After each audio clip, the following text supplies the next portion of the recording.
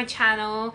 So today I thought I'd do a video around who makes all the different perfumes that we all wear and try and see and that are available and that are out there, because I think, having worked in perfume and selling perfume and talking to the different representatives from the different companies, I found it really interesting to know which companies made the same brands that I didn't even associate with each other at all. I just found it really interesting, and then I started to see patterns where quite similar fragrances were coming from the same manufacturers, and I just thought it'd be interesting to share with you who makes all the different perfumes basically.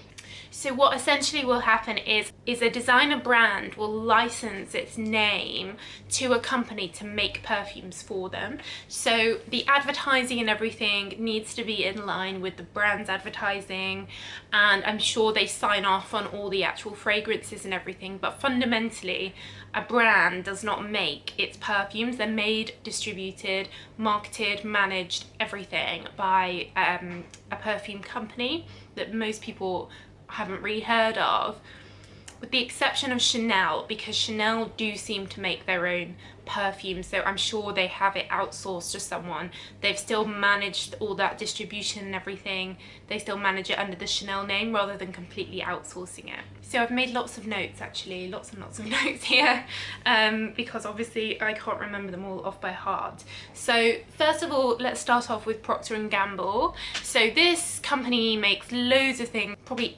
everybody in the UK has something from Procter & Gamble in their house. They make toothpaste, washing up liquid, household goods, loads of things, and they also used to make quite a lot of perfumes. So Procter & Gamble sold a lot of their perfume licenses to another company, which I'll come on to in a second, and what has remained, from what I can make out, seems to be just Dolce & Gabbana.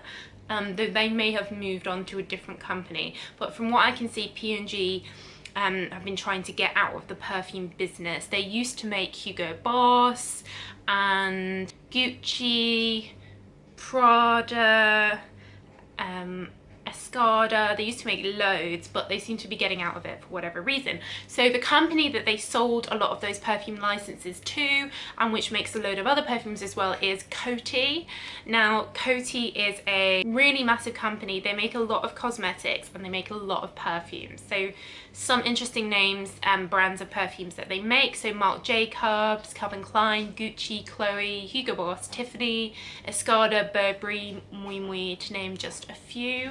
I think they are also a French company, hence the sort of perfume legacy. With Unilever, they also used to make a lot of these brands, and they also sold them all to Coty as well. So Coty's remit has really expanded over recent years. So going on to another sort of massive player in the fragrance cosmetic game is L'Oreal, again, French company. They make Lancome, Yves Saint Laurent, Armani, Diesel, Ralph Lauren, Victor & Rolf, Cacharel. So what's really interesting here is I find that some of the YSL fragrances, for example Mon Paris, are very similar to, say, La Vie est Belle from Lancome, or a Victor & Rolf fragrance like Bon Bon. And that kind of explains, you're like, oh, I see why, because they're made by the same company. So yes, the branding, the advertising is different, but they're probably made in the same place next to each other. So moving on to Revlon. Revlon don't just make Revlon cosmetics, they own lots of other brands as well. So they make Juicy Couture, they make Elizabeth Arden, Elizabeth Taylor, and they make the Britney perfumes as well. Britney perfumes have made them huge amounts of money. I think it's the first $1 billion celebrity fragrance or something, crazy, and she's still bringing out new ones now. Amazing story. So then we move on to LVMH.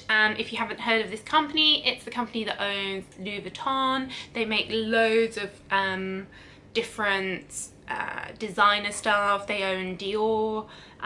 They are an absolutely massive company. They even do food and drinks. They basically do lots of luxury brands. So the perfume brands that they do are Dior, of course, Guerlain, Givenchy, Acqua di Parma, Kenzo. So unlike Chanel, the Dior brands, perfumes, cosmetics and everything are managed and made by LVMH, not by Dior themselves. So the last big player is a company called Perfumes, which is an American company. Again, absolutely massive.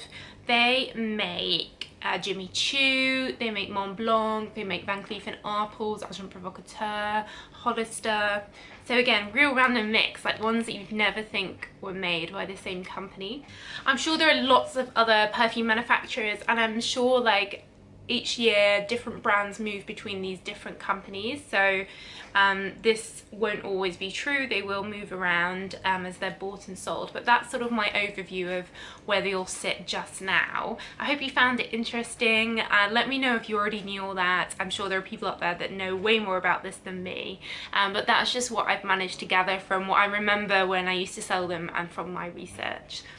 So that's it. Don't forget to subscribe if you're new here, because I'm always doing perfume review videos. But that's it. So thanks for watching, and I'll see you again soon. Bye.